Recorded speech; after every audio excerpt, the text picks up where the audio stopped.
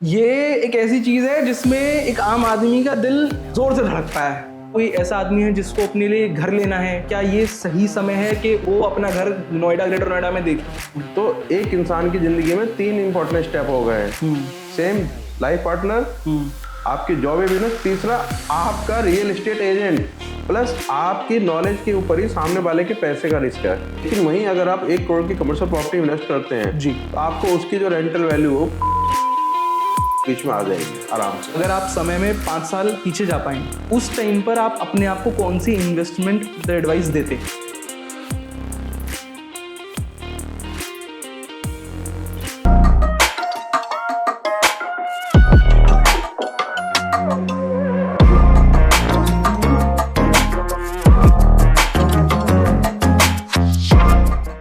वेद प्रकाश जी, आपका बहुत बहुत स्वागत है हमारे शो में। नमस्कार जी।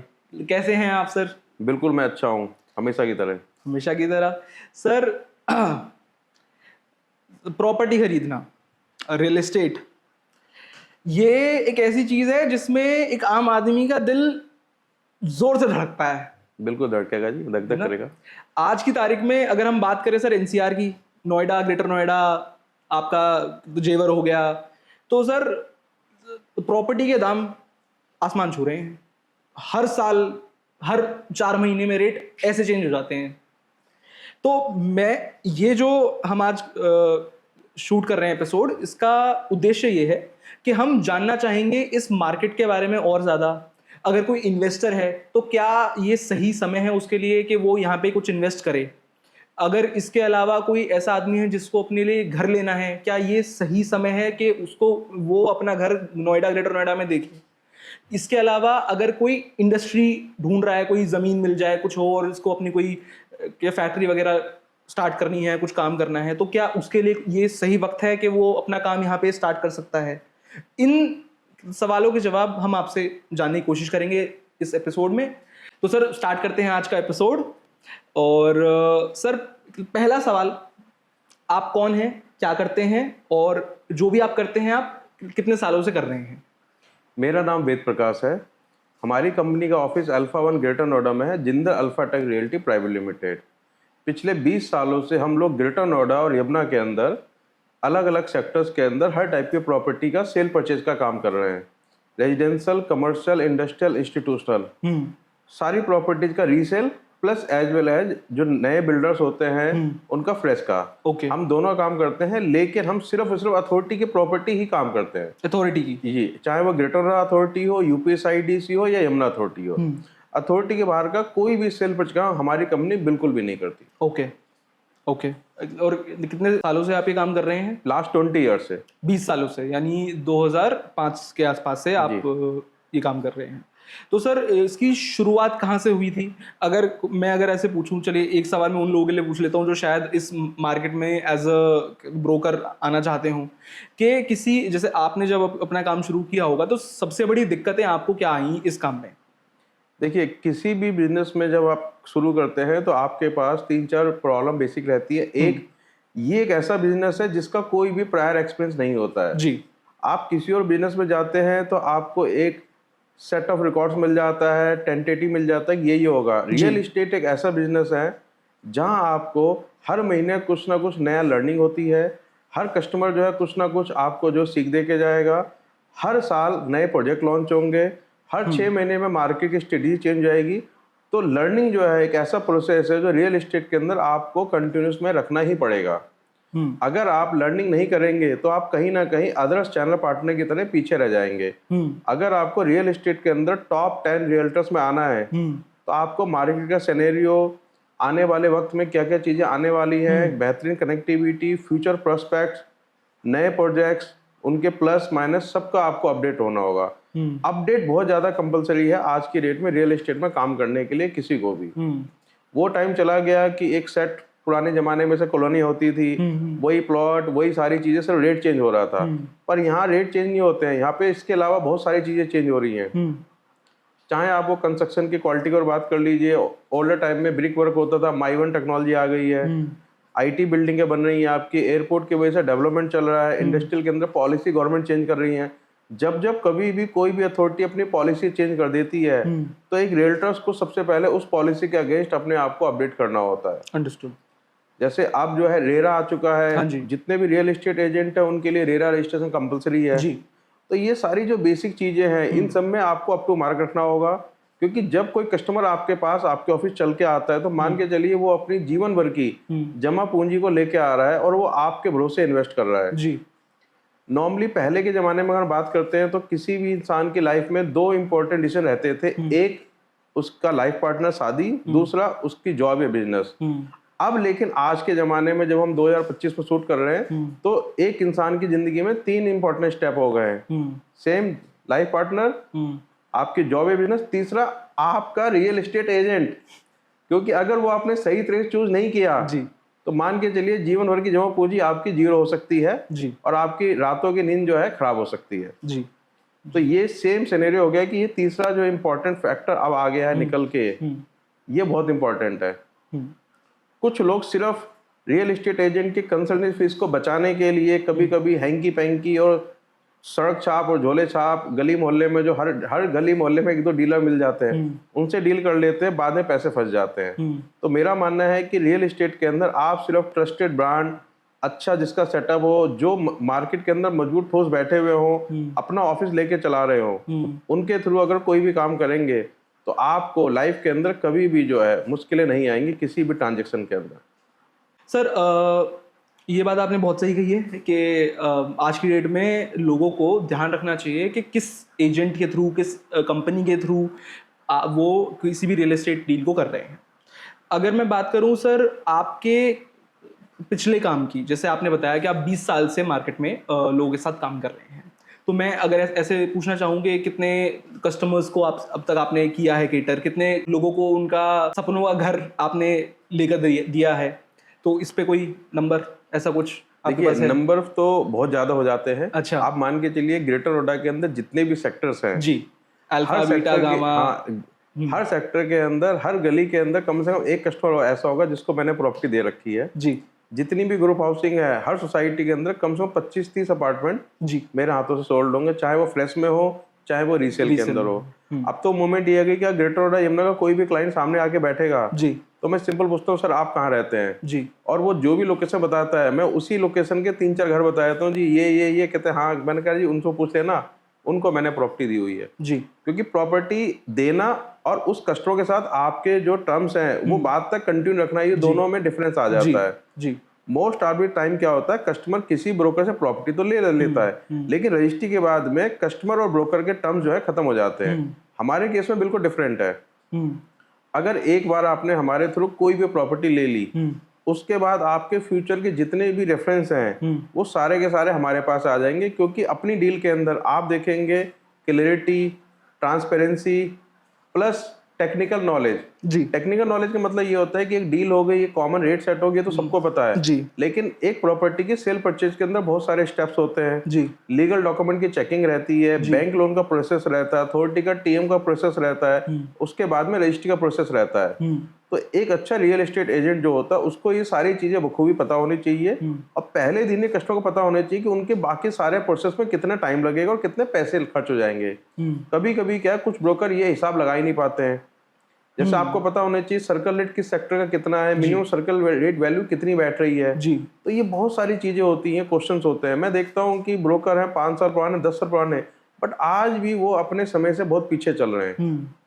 उनको जरा सा पूछ लो कि हाँ जी ओमिक्रॉन 3 का सर्कल रेट क्या, तो उन्हें नहीं पता है।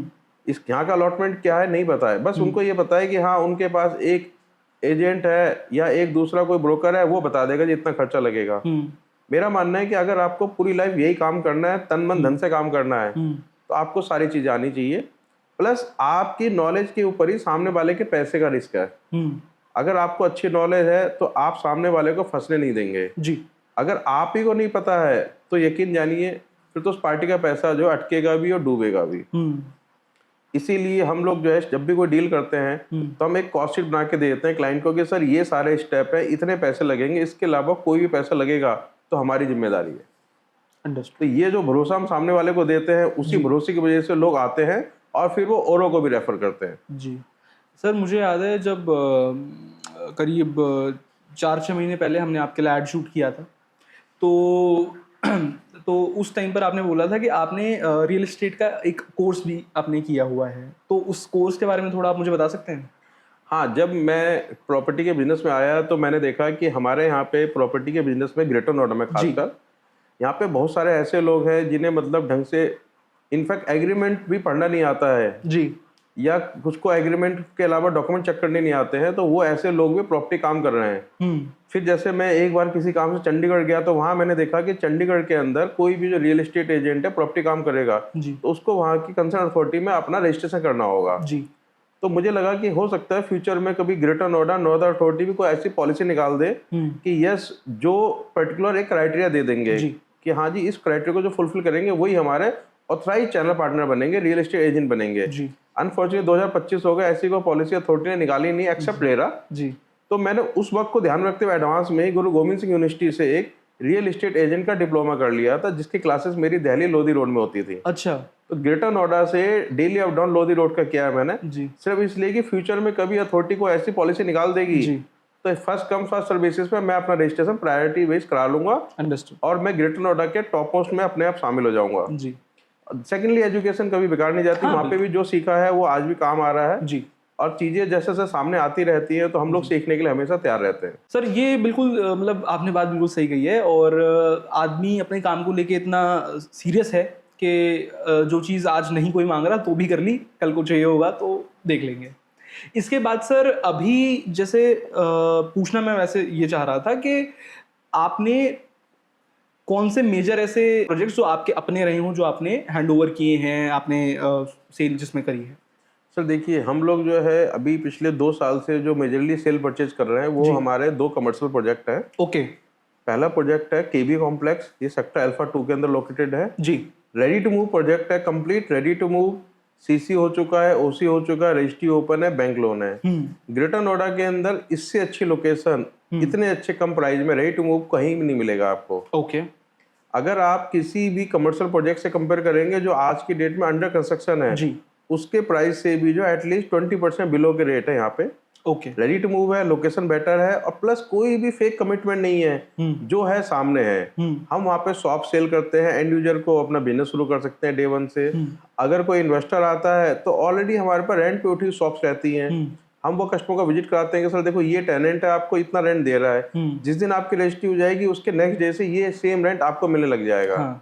तो उस टाइप के प्रोडक्ट को बेचने में आपको जो खुद अपनी सेटिस्फैक्शन होती है उसका कोई अल्टरनेटिव नहीं है। जी। कस्टमर को कोई भी वट नहीं है, शॉप सामने है, मार्केट तैयार है, ब्रांड सामने है, प्राइस फिक्स है, रेंट फिक्स है और फ्यूचर के अंदर एप्रिसिएशन अनलिमिटेड है। जी। क्योंकि ईयर टू ईयर जो है प्राइस भी बढ़ेगा और रेंट भी बढ़ेगा। तो इससे ज्यादा सेफ इन्वेस्टमेंट आज की डेट में पूरे ग्रेटर नोएडा के अंदर मुझे नहीं लगता कुछ और है। प्लस एक चीज होती है कमर्शियल के अंदर location, sector alpha 2 prime location है, सुबह 10 से लेके रात के 12 बजे तक कभी भी आप आ जाइए, आपको अपने आप ही फील गुड हो जाएगा कि यस, इससे अच्छी मार्केट कोई नहीं है।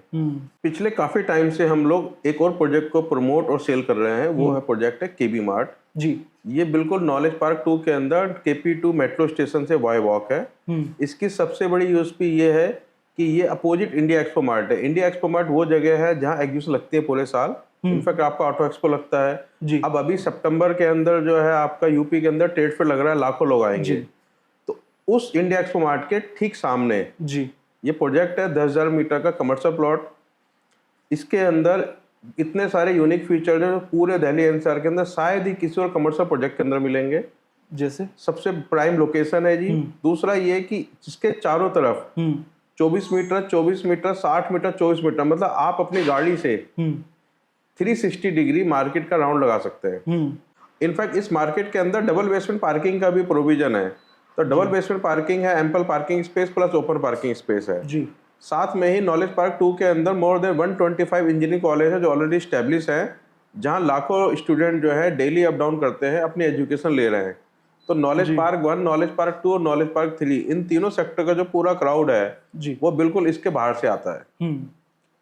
KP2 मेट्रो स्टेशन की वजह से होने से फ्यूचर की कनेक्टिविटी भी जेवर एयरपोर्ट से कनेक्टेड हो जाएगी, क्योंकि अगर आपको आइडिया हो जेवर में जो एयरपोर्ट बन रहा है उसके अंदर जो मेट्रो आएगी वो भी KP2 से डायरेक्ट कनेक्ट की जाएगी, रूट आ चुका है ऑलरेडी। प्लस जो एयरपोर्ट टैक्सी है जो फिल्म सिटी तक लेके जाई जाएगी वो भी KP2 से कनेक्टेड होगी। तो आज के हिसाब से भी बेटर है, और अगले 5-10 साल की जो भी फ्यूचर प्लानिंग हम देख रहे हैं जेवर एयरपोर्ट को लेते हुए, जी। वहाँ की भी सारी कनेक्टिविटी यहीं से जाएगी। इसके अलावा इसके साथ में हाईवे के दूसरी तरफ में सेक्टर ओमेगा है, जहाँ मैक्सिमम गवर्नमेंट ओरिएंटेड सोसाइटी है। जैसे आपका AWHO हो गया, जी। 2800 प्लस फैमिली है, केंद्रीय बिहार हो गया, 2100 प्लस फैमिली है। तो AWHO जो है आपका सेक्टर ओमेगा के अंदर लगता है, और ओमेगा के अंदर ऐसी 15 से 18 ग्रुप हाउसिंग बनी हुई है जहां ऑलरेडी लोग रह रहे हैं, और वो सारा का सारा फैमिली का क्राउड जो है इस मार्केट को टच होके निकलता है आज की डेट में। फिर यहाँ से हम बात करते हैं आगरा हाईवे का डिस्टेंस, तो हार्डली 2 किलोमीटर के बाद आगरा हाईवे का 0 पॉइंट आ जाता है। तो जेवर एयरपोर्ट आने जाने वाले लोग भी जो है यहाँ के फूड कोर्ट एंजॉय कर सकते हैं, इस मार्केट में आके शॉपिंग कर सकते हैं। उसके ठीक 2 किलोमीटर आगे, मतलब इस मार्केट से 4 किलोमीटर पे सेक्टर 150 आ जाता है। सेक्टर 150 नोएडा के अंदर सबसे लग्जरी सेक्टर है ग्रुप हाउसिंग के हिसाब से। वहाँ मैक्सिमम सारे डेवलपर आ चुके हैं, लेकिन वहाँ कोई भी अच्छी मार्केट आज की डेट में नहीं डेवलप है। अच्छा। तो हम लोग एक्सपेक्ट कर रहे हैं कि 10 मिनट की ड्राइव पे जब लोग यहाँ आ सकते हैं, तो सेक्टर 150 से भी फैमिली वाले जो शॉपिंग करने के लिए as well as dining options के लिए यहाँ आया करेंगे। ये मार्केट जो है पैसा स्टार्ट हो चुका है, और बहुत जल्दी यहाँ पे जो है आप देखेंगे कि लाखों की संख्या में लोग आ रहे हैं, और कई सारी दुकानें खुल चुकी हैं। जी सर, अभी कौन से ब्रांड इसमें आ चुके हैं? अभी आज की डेट में जो है टाटा जोडी ओपन हो चुका है, PNB बैंक ओपन हो चुका है, प्रीमियम लिकर शॉप्स ओपन हो चुकी है जी। इसके अलावा छोटे मोटे फास्ट फूड टाइप की रेस्टोरेंट और दुकानें स्टार्ट होने वाली है। इसके अलावा इसके ऊपर के फ्लोर पे जो है एक्सपो इन के द्वारा एक होटल भी मेंटेन किया जा रहा है। एक्सपो इन वही नाम है जो सेम एक्सपो मार्ट के अंदर होटल चेन चलाते हैं जी। तो उनका जो है एक पूरा फ्लोर प्लेट उन्होंने यहाँ पे लिया हुआ, और इसके अंदर भी एज ए होटल चलेगा। तो आप मान के चलिए कि यहाँ पे आने वाले दिन के अंदर ऑल ओवर इंडिया से लोग आएंगे और यहीं पे स्टे क्या करेंगे। तो ऐसी जगह जहाँ पे आपके पास कस्टमर जो है हर वक्त अवेलेबल है, तो मुझे नहीं लगता इस मार्केट को चलने से कोई भी चीज रोक पाएगी। जी सर, जैसे आपने जेवर एयरपोर्ट की बात करी और द एक्सप्रेसवेज की बात करी, तो अब क्योंकि ग्रेटर नोएडा हमने सबने अपनी आंखों के सामने बसता हुआ देखा है जी, है ना, कि अब से कहाँ 20 साल पहले खाली सा ही पड़ा था और अब लोग आते जा रहे हैं इस शहर में। तो ये जेवर एयरपोर्ट आने से और एक्सप्रेसवेज तो यहाँ पे है ही, आपको क्या लगता है कि एयरपोर्ट से वैसे कि इंफ्रास्ट्रक्चर प्रोजेक्ट्स पे, इंडस्ट्रियल उस पे कितना फर्क पड़ेगा? देखिए, मेरा ऐसा मानना है कि अगर आपको किसी भी सिटी को फास्ट डेवलप करना है जी, तो वहाँ की गवर्नमेंट को सिर्फ 2 चीजों पर फोकस करना जरूरी है। एक कनेक्टिविटी, दूसरा एम्प्लॉयमेंट। ओके। आप बस ये 2 चीजें दे दीजिए, कनेक्टिविटी इंफ्रास्ट्रक्चर डेवलप कर दीजिए और एम्प्लॉयमेंट दे दीजिए, उस शहर को डेवलप होने से कोई नहीं रोक सकता। ग्रेटर नोएडा और यमुना के अंदर ये दोनों चीजें भर भर के आई हुई हैं। नोएडा एक्सप्रेसवे डेवलप है, आगरा हाईवे 0 पॉइंट से स्टार्ट है जो आपका लखनऊ तक कनेक्टेड हो चुका है जी। जेवर एयरपोर्ट के साथ में दिल्ली एनसीआर की मैक्सिमम कनेक्टिविटी ऑलरेडी कनेक्टेड है। In fact Ganga expressway, Mumbai expressway भी कनेक्टेड हो चुका है आज की डेट में जी।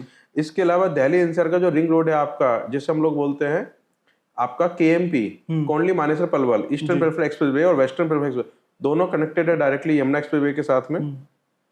तो आप देखेंगे कि फ्यूचर के अंदर कनेक्टिविटी, जैसे फरीदाबाद से जो है पुल तैयार हो चुका है 15 मिनट में ग्रेटर नोएडा। ग्रेटर नोएडा के अंदर जो लोग बैठे हुए जेवर एयरपोर्ट हार्डली 20 to 25 मिनट्स जी। तो कनेक्टिविटी ही ज्यादा इंपॉर्टेंट आज की डेट में। इसके अलावा दूसरी जो मैं आप बात कर रहा था कि आपका एम्प्लॉयमेंट जी, नोएडा, ग्रेटर नोएडा आज की डेट में ऑल ओवर इंडिया लेवल पे मोबाइल मैन्युफैक्चरिंग हब बन चुका है जी। मोबाइल मैन्युफैक्चरिंग हब का मतलब सैमसंग का प्लांट यहाँ पे ऑलरेडी ऑपरेशनल है, वीवो आ चुका है, हायर आ चुका है, काफी ज्यादा मैन्युफैक्चरिंग कंपनी और ज्यादा प्लांट लगा रही हैं जी। तो आगे आने वाले 10 से 15 साल के अंदर नोएडा, ग्रेटर नोएडा के अंदर सेमीकंडक्टर प्लांट के अलावा मैक्सिमम मोबाइल मैन्युफैक्चरिंग यहीं होंगी। अगर हम बात करते हैं ऑल ओवर इंडिया लेवल पे किसी भी जगह बड़ी इंडस्ट्री के लिए, तो यहाँ जो ऑर्गेनाइज तरीके से यमुना अथॉरिटी के अंदर सेक्टर डेवलप कर रखे हैं जी। जैसे यमुना अथॉरिटी के अंदर सेक्टर 28 जो है मेडिकल डिवाइस पार्क है जी। वहाँ ऑलरेडी मेडिकल डिवाइस की जो मैन्युफैक्चरिंग यूनिट है वो लग रही है। सेम MSME पार्क है, टॉय पार्क है, आपका टेक्सटाइल पार्क है। यमुना अथॉरिटी ने एक सबसे अच्छा काम कर रखा है कि क्लस्टर वाइज डिवाइड कर रखा है। जैसे वो अमेरिकन सिटी डेवलप कर रहे हैं 1000 एकड़ के अंदर, फिनटेक सिटी लेके आ रहे हैं, फाइनेंस हब बना रहे हैं। रेजिडेंशियल के लिए सेक्टर 18, सेक्टर 20 और 22D के अंदर रेजिडेंशियल प्लॉट दे रखे हैं। अगर कोई भी अथॉरिटी जो डे 1 से ऑर्गेनाइज तरीके से काम करती है किसी भी जगह, प्लानिंग अच्छी है, एग्जीक्यूशन अच्छा है, तो मुझे लगता है फ्यूचर इससे अच्छा पूरे ऑल ओवर इंडिया में किसी भी सिटी का नहीं आएगा। मतलब ये बात आपने बहुत सही कही कि किसी भी शहर को अगर डेवलपमेंट की तरफ पुश करना है तो 2 चीज आपने बताई, एक तो है कनेक्टिविटी, दूसरा है एम्प्लॉयमेंट, और दोनों ही ग्रेटर नोएडा में काफ़ी अच्छे से हो रहा है। जी। अब सर जैसे अभी हाल ही में ग्रेटर नोएडा अथॉरिटी ने 40 इंडस्ट्रियल प्लॉट भी अभी ऑक्शन किए थे और 800 करोड़ के इन्वेस्टमेंट वो एक्सपेक्ट कर रहे हैं। तो किसी भी इंडस्ट्रियल प्लॉट को मतलब इन्वेस्टर के लिए क्या मतलब उसके लिए अगर मैं बोलूं कि कोई भी इंडस्ट्रियल प्लॉट है तो कोई भी इन्वेस्टर उसमें क्यों इन्वेस्ट करेगा, खास करके ग्रेटर नोएडा? देखिए, मेरे हिसाब से जो इंडस्ट्रियल प्लॉट होते हैं वो इन्वेस्टर के लिए होते ही नहीं है। अच्छा। ये तो पिछले 5 साल के अंदर पैटर्न चेंज हो गया है। नोएडा, ग्रेटर नोएडा या यमुना एक्सप्रेसवे के अंदर इंडस्ट्रियल प्लॉट में भी लोग इन्वेस्टमेंट करना स्टार्ट कर दिया है। जी। अदरवाइज इंडस्ट्रियल प्लॉट जो होने चाहिए प्योर इंडस्ट्रीज के लिए होने चाहिए। कोई गवर्नमेंट, कोई भी अथॉरिटी हो, उनको इस बात का ध्यान रखना चाहिए कि जो इंडस्ट्रियल प्लॉट अलॉट हो रहा है वो एंड यूजर को अलॉट हो। क्योंकि अगर इंडस्ट्रियल प्लॉट इन्वेस्टर को अलॉट होगा तो वो कभी भी एक्चुअल यूनिट्स में लगाएगा नहीं। अगर कोई इंडस्ट्री चला रहा है, जब वो उसका यूनिट लगाता है तो आप समझिए वो कितनी सारे काम करता है। वो अपने वेंडर्स को काम देता है जी, वो अपने यहाँ स्टाफ रखता है जी, रोजगार देता है जी, प्लस देश की जीडीपी में भी जो है आप काफी योगदान देता है, टैक्स तो देता ही है। जी, तो अगर कोई भी गवर्नमेंट जो है इंडस्ट्री प्लॉट को अलॉट कर रही है, चाहे वो ऑक्शन बेस पे अलॉट करे चाहे वो इंटरव्यू बेस पे, पहले हमारे यहाँ पे नोएडा, ग्रेटर यमुना में इंटरव्यू बेसिस पे अलॉट होते थे इंडस्ट्री प्लॉट। अच्छा। कि आपको कोई इंडस्ट्री लगानी है, आप अपना एक प्रोजेक्ट रिपोर्ट सबमिट कर देंगे और आपका इंटरव्यू लेंगे यमुना अथॉरिटी या ग्रेटर अथॉरिटी के कंसर्न मैनेजर, आपको एक प्लॉट अलॉट कर देंगे। सिंपल प्रोसेस होता था इंडस्ट्री वालों के लिए, उनको कम पैसों में इंडस्ट्री लगाने के लिए प्लॉट मिल जाता था। पिछले कुछ दिनों से जो है आप उसको ऑक्शन बेस पे कर दिया। ऑक्शन में इन्वेस्टर्स आ जाते हैं जी। तो जिस जगह इन्वेस्टर आ जाते हैं तो वहां पे एंड यूजर उतना ज्यादा सेटअप नहीं लगा पाता उतना वो फंड, क्योंकि जो इंडस्ट्री लगा रहा है उसके पास एक फिक्स कैपिटल है।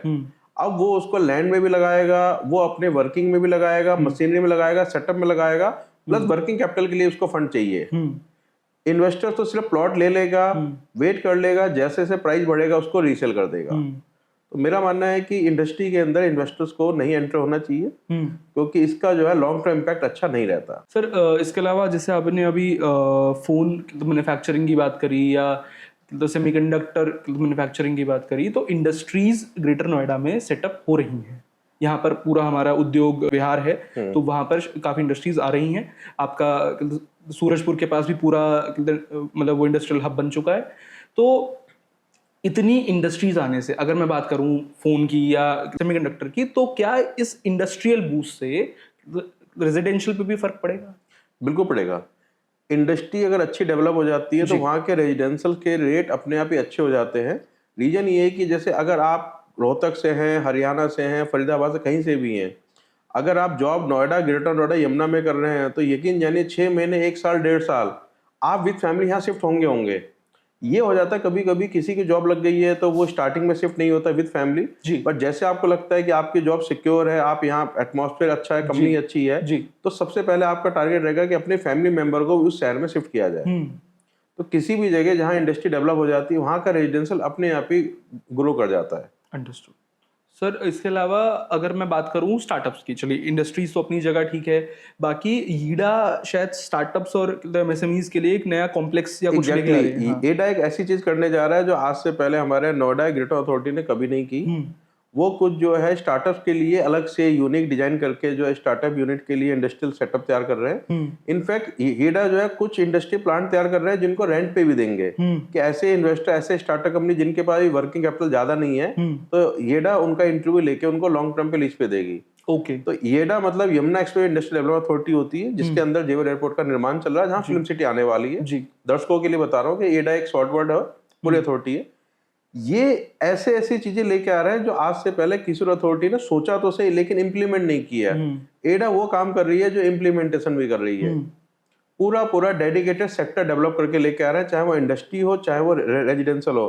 तो मुझे लगता है आने वाले 10-15 साल तक यहाँ का भविष्य जो बहुत उज्जवल है और जो लोग भी यहाँ पे आज इन्वेस्ट करते हैं उनको आनंद आएगा।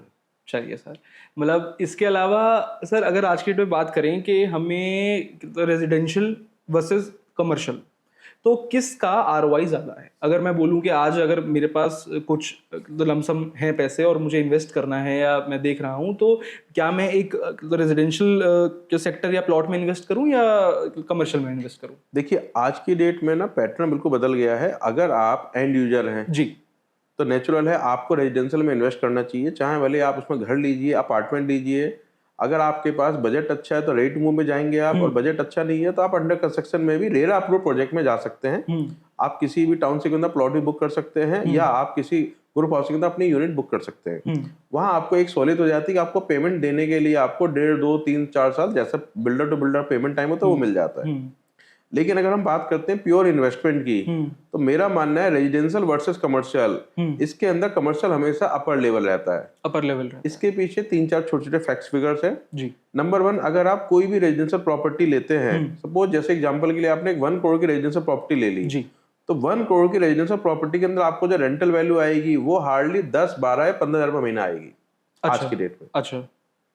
लेकिन वहीं अगर आप 1 करोड़ की कमर्शियल प्रॉपर्टी इन्वेस्ट करते हैं जी, तो आपको उसकी जो रेंटल वैल्यू है वो 25,000 से लेके 40,000 के बीच में आ जाएगी आराम से।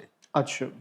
तो ये एक तो डिफरेंस हो गया रेंटल का कि ऑलमोस्ट डबल का फर्क आ गया। जी, सेकेंडली ये कि रेजिडेंशियल प्रॉपर्टी के अंदर क्या रहता है, कंस्ट्रक्शन ऑलवेज डेप्रिसिएट होती है। 3 से 5 साल के बाद में आपको अपनी रेजिडेंशियल प्रॉपर्टी के अंदर री इन्वेस्ट करना होता है, चाहे वो आप व्हाइट वॉश कराएं, चाहे आप पाइप चौक हो गए चेंज कराएं, कुछ भी। अगर फुल्ली फर्निश यूनिट है तो फर्नीचर चेंज करेंगे। हर 3 से 5 साल बाद आपको रेजिडेंशियल प्रॉपर्टी को मेंटेन करने के लिए कुछ ना कुछ पैसे उसमें लगाने पड़ते हैं। कमर्शियल प्रॉपर्टी के अंदर अच्छी बात क्या रहती है, अगर आपके लॉन्ग टर्म लीज होगी 9 साल के लिए तो आप बिल्कुल निश्चिंत हैं, क्योंकि टेनेंट जो है इस प्रॉपर्टी को टेक केयर कर रहा है। देखिए क्या होता है कि ये अपनी अपनी साइकोलॉजिकल होती है।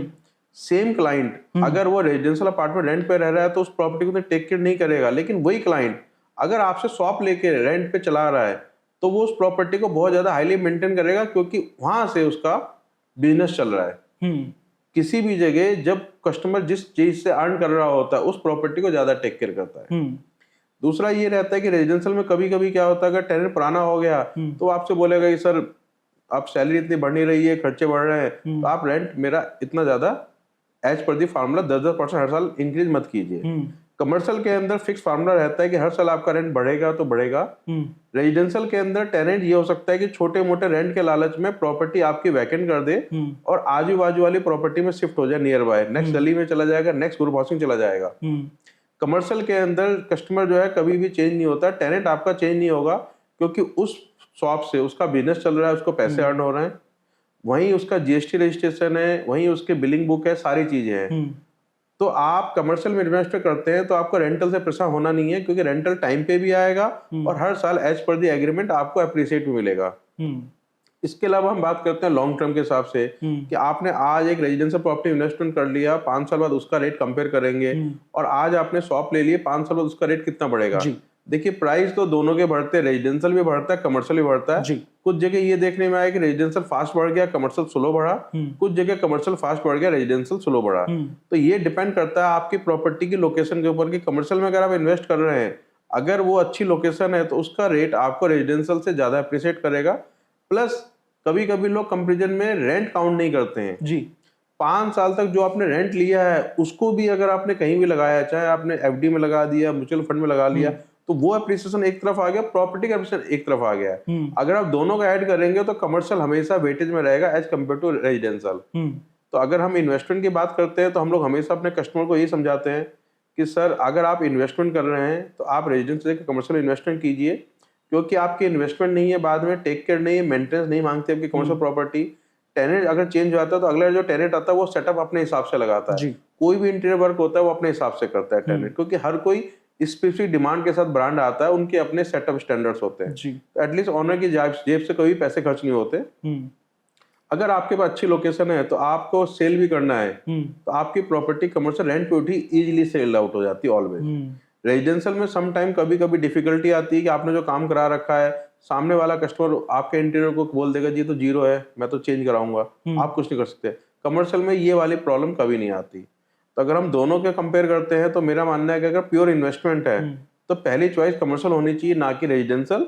लेकिन अगर आप एंड यूजर हैं, आपको ये कि आज शिफ्ट होना है, 2 साल बाद शिफ्ट होना है, तो आपको फिर रेजिडेंशियल में जाना चाहिए। सर इसके अलावा अभी हमारे उत्तर प्रदेश की सरकार ने अपना ये इंडस्ट्रियल लैंड और जो उससे रिलेटेड बायलॉज थे उनको सिंप्लीफाई किया है कुछ, तो ये सिंप्लीफिकेशन के बारे में आप थोड़ा समझा सकते हैं? देखिए क्या होता है, यूपी गवर्नमेंट जो काम कर रही है, योगी जी की सरकार चल रही है, और यूपी को पहले लोग उतनी ज्यादा वेटेज नहीं देते थे, अब तो उत्तम प्रदेश हो गया है जी। यूपी जो है इंडिया के अंदर सबसे बड़ा शहर है, रेवेन्यू के हिसाब से भी, जीडीपी के हिसाब से भी जी। और प्लस पॉपुलेशन के हिसाब से भी। जी। लेकिन सबसे अच्छी बात है इसके अंदर जो है प्रशासन क्या काम कर रहा है। जी। उन्होंने ये देखा है कि आम आदमी को सबसे ज्यादा बेनिफिट किससे मिल रहा है। वो आप कोई भी यूपी गवर्नमेंट की पॉलिसी उठा के देख लीजिए, कहीं ना कहीं आप देखेंगे कि एंड यूजर्स के लिए बेनिफिट सबसे ज्यादा काम हो रहा है। पहले क्या होता था, आपको कोई बिजनेस शुरू करना है तो आपके पास अप्रूवल के लिए 2-3 महीने निकल जाते थे। अब सिंगल विंडो सिस्टम कर दिया है। किसी को भी बिजनेस सेटअप लगाना है यूपी के अंदर, ऑल ओवर इंडिया से या आउट ऑफ इंडिया से आने के बाद इन्वेस्टर को भी सिंगल विंडो है, वहीं से काम हो रहा है आपका। सारी क्लियरेंस जो है विद इन 15 डेज मिल रही है आपको। प्लस इसके अलावा जो गवर्नमेंट टाइम टाइम पे टैक्स बेनिफिट देती है, अगर आप बड़ा प्लॉट लेते हैं किसी अथॉरिटी से तो आपको जो है इंस्टॉलमेंट में ही प्लॉट अलॉट होके दे रहे हैं। जैसे पतंजलि ने लिया है यमुना के अंदर, तो आपके पास वो डिपेंड करता है आपका कितना अच्छा ऑफर है। यूपी गवर्नमेंट को सीरियस लेती है और आपके हिसाब से कहीं ना कहीं मैनिपुलेट करके आपको देती है। दूसरी चीज कि अगर आप कहीं भी काम कर रहे हैं तो आपके पास सेफ्टी होनी चाहिए। जी। आज की डेट में दिल्ली से ज्यादा यूपी सेफ है। हम नोएडा ग्रेटर नोएडा की टेक्निकली बात करते हैं तो आज से 10 साल पहले नोएडा ग्रेटर नोएडा अनसेफ होता था लोगों के हिसाब से एज कम्पेयर टू दिल्ली। अब रिवर्स है। अब हम लोग यहाँ पे रह रहे हैं, हमें पता है Noida Greater Noida much much much much safer है as compare to Delhi. Plus आपको पता ही है कि दिल्ली के अंदर जो है पोल्यूशन की प्रॉब्लम, पार्किंग की प्रॉब्लम, पानी की प्रॉब्लम, जी। तो यहाँ वो सारी प्रॉब्लम नहीं है। जी। प्लस कनेक्टिविटी है आने जाने में। अगर आप दिल्ली के अंदर 15 किलोमीटर का ट्रैवल करते हैं तो आज भी 1 घंटे का टाइम है। बिल्कुल। नोएडा ग्रेटर नोएडा 15 किलोमीटर का ट्रैवल है तो 15 से 20 मिनट है। जी। Time is money. जी। तो आप उस फैक्टर को कभी भी डिनाई नहीं कर सकते। आज की डेट में जो जनरेशन है भाई, हम लोग कहीं भी जा रहे हैं तो हम किलोमीटर नहीं देख रहे हैं, हम लोग टाइम देख रहे हैं। जी। आज की डेट में कोई भी ये नहीं देखता कि 15 किलोमीटर 20 किलोमीटर, लोग टाइम देख रहे हैं। जी। तो ये आने वाले टाइम के साथ लोगों की सोच बदल गई है और जो इंफ्रास्ट्रक्चर डेवलप हो रहा है, जी। मेरे हिसाब से कनेक्टिविटी जितनी इजी होती रहेगी तो बिजनेस करने में उतना ही ज्यादा जो है बाहर के शहर के लोग भी यहाँ पे आके डेवलप करेंगे अपने अपने स्टार्टअप। क्योंकि आने जाने का जो टाइम है वो कम हो रहा है तो काफी सारे लोग इंटरेस्ट ले रहे हैं। सर मतलब जैसे आप तो 20 साल से इस इंडस्ट्री में काम कर रहे हैं, पहले और अब में अगर मैं एक एंड यूजर की बात करूं, एक ऐसा आम आदमी जिसको घर खरीदना था, तो उसकी साइकोलॉजी में क्या फर्क आपने देखा होगा? जैसे कि अगर मैं बोल दूं कि पहले आदमी सोचता था कि यार बस घर मिल जाए, अब आदमी देखता है कि घर तो ठीक है पर उससे मेरा ऑफिस आना जाना, बच्चों का स्कूल, हॉस्पिटल, मार्केट, पार्क, सब चीजें उसको चाहिए। लाइफस्टाइल में चेंजेस आ रहे हैं। क्या होता है ना, पहले लोग सिर्फ घर खरीदते थे, आज की डेट में लोग घर नहीं खरीद रहे हैं। अच्छा। आप लोग लाइफस्टाइल ही खरीद रहे हैं। अच्छा जी। होता ये है कि कहीं ना कहीं जो है सोशल मीडिया इसका बहुत ज्यादा जिम्मेदार है। जी। आज की डेट में मैं और आप कुछ भी हैं, फेसबुक, इंस्टाग्राम, जितने भी सोशल मीडिया प्लेटफॉर्म है सबसे कनेक्टेड है।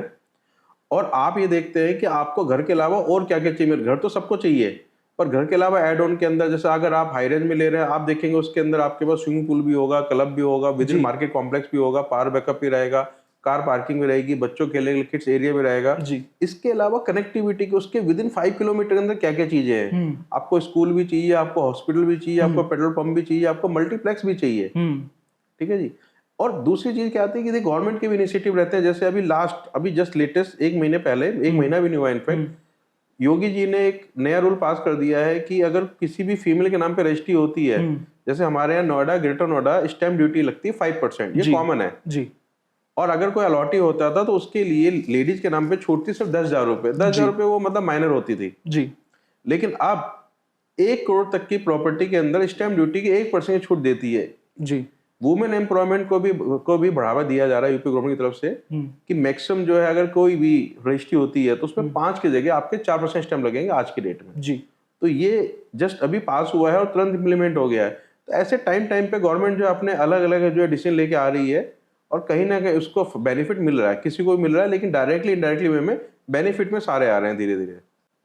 सर एक बहुत इंटरेस्टिंग सवाल आ रहा है दिमाग में कि अगर आप समय में 5 साल पीछे जा पाएं, 2020 की अगर हम बात करें जब शायद कोविड चल रहा था, तो उस टाइम पर आप अपने आप को कौन सी इन्वेस्टमेंट एडवाइस देते? देखिए 5 साल पहले में अब में बहुत फर्क आ गया है रियल एस्टेट के अंदर, खासकर नोएडा ग्रेटर नोएडा यमुना के अंदर जी। क्योंकि मुझे नहीं मालूम पर जिन लोगों ने 2020 में प्रॉपर्टी ली थी 2025 में 2 बार डबल हो गई है उनकी। अच्छा। तो इतना ज्यादा एप्रिसिएशन मुझे मतलब ऑल ओवर इंडिया लेवल का आइडिया नहीं है, लेकिन नोएडा ग्रेटर नोएडा यमुना के अंदर जी जितने भी कस्टमर ने 2019-20 में प्रॉपर्टी ली है, 2025 में वो 2 टाइम डबल हो चुकी है। आपका 20 साल, 25 साल, 30 साल की सैलरी का इनपुट एक तरफ, और पिछले 5 साल के अंदर नोएडा, ग्रेटर नोएडा में आपकी अपनी प्रॉपर्टी का एप्रिसिएशन एक तरफ। तो ये माहौल देखा है लोगों ने जी। जो लोग ये कहते थे कि यार हमारी प्रॉपर्टी तो जो है 1 करोड़ से ऊपर कभी नहीं होगी, उनकी प्रॉपर्टी भी 5 साल के अंदर 3 करोड़ प्लस की हो गई है जी। तो ये जो बदलाव आया है ये इतना फास्ट आया है कि कभी कभी मेरे बहुत सारे कस्टमर हैं जी, उनको भी नहीं पता चल रहा कि हो क्या रहा है। सर बिल्कुल, ये आपने जो बताया कि पिछले 5 साल में मार्केट बहुत ऊपर गया है जी, लोग, जैसे आपने बताया ना कि लोगों को मतलब आनंद जो आ गया सोचा है, था वो तो मिला, जो नहीं सोचा था वो भी मिल गया। वो भी मिल गया।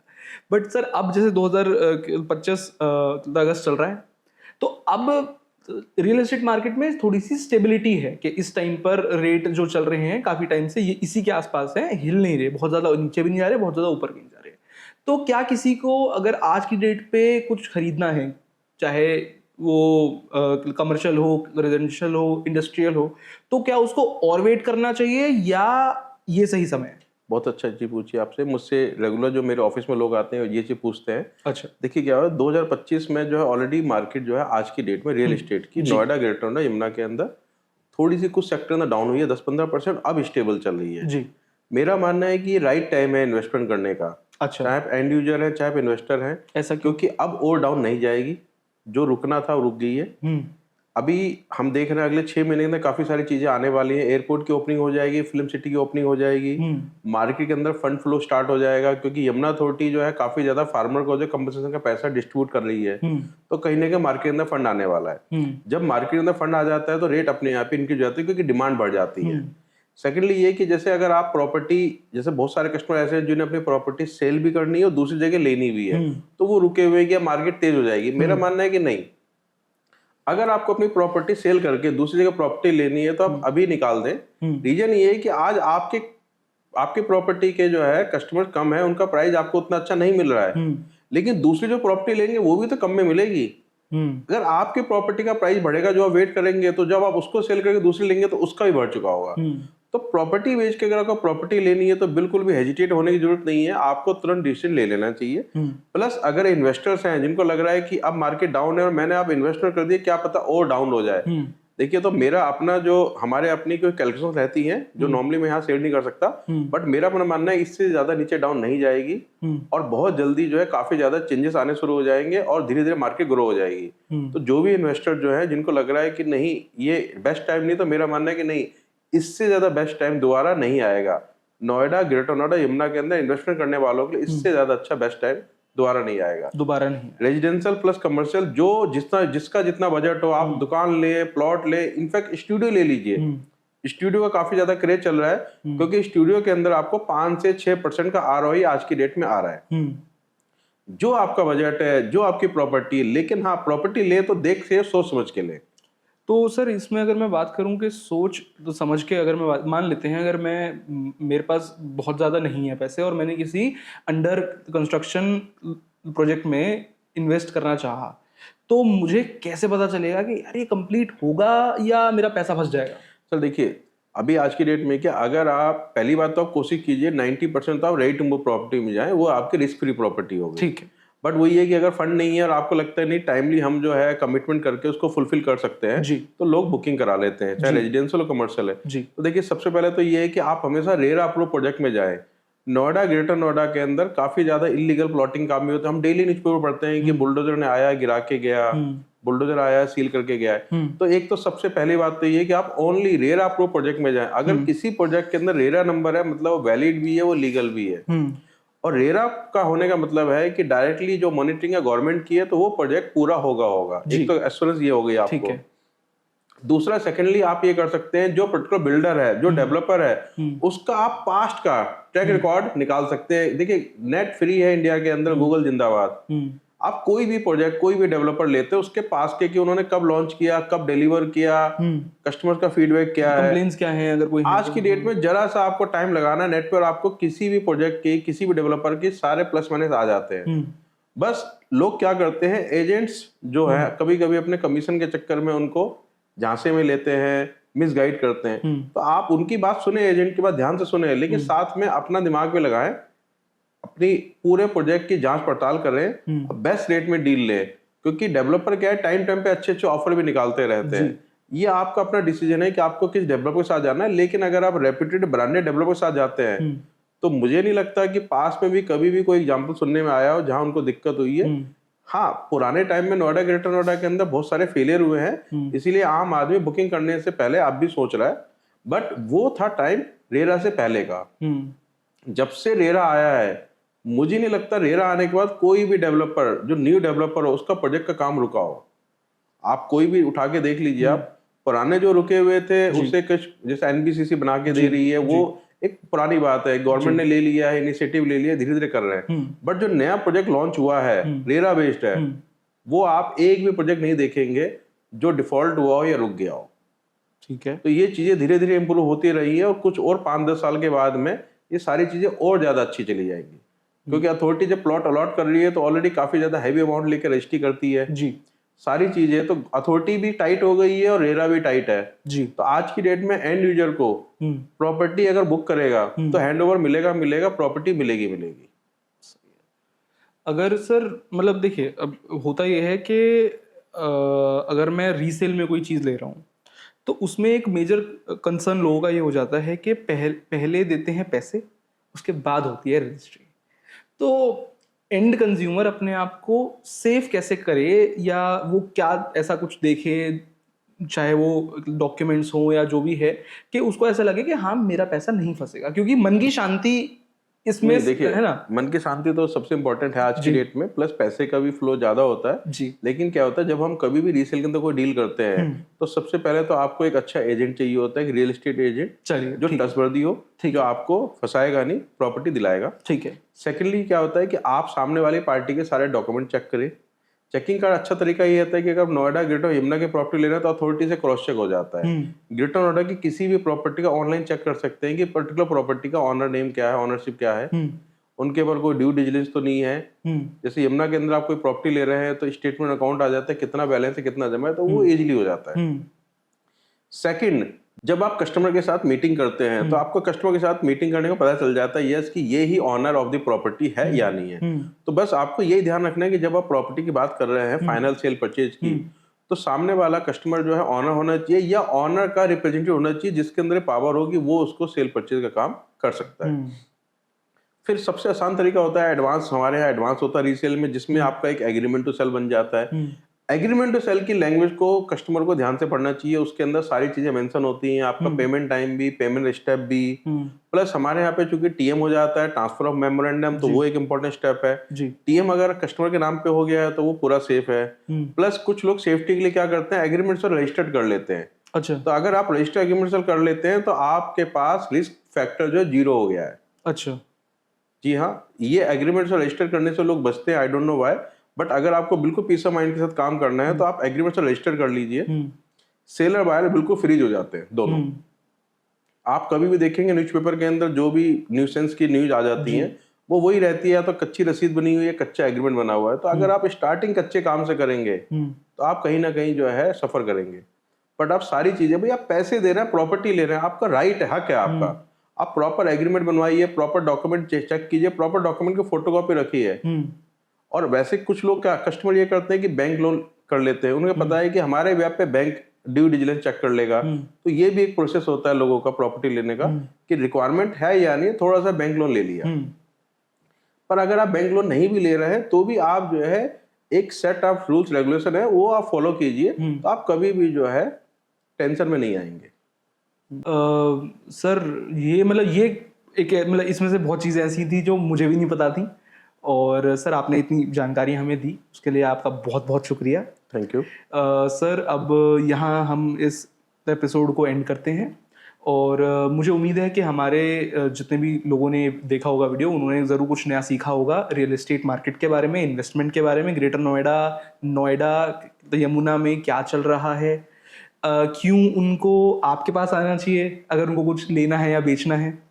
और सर इसी के साथ हम एंड करते हैं इस वीडियो को, और आगे मिलते हैं सर आपसे दोबारा कभी। कोई बात नहीं, जितनी बार आप बुलाएंगे मैं आऊँगा। धन्यवाद। ठीक है sir, thank you sir. Okay ji.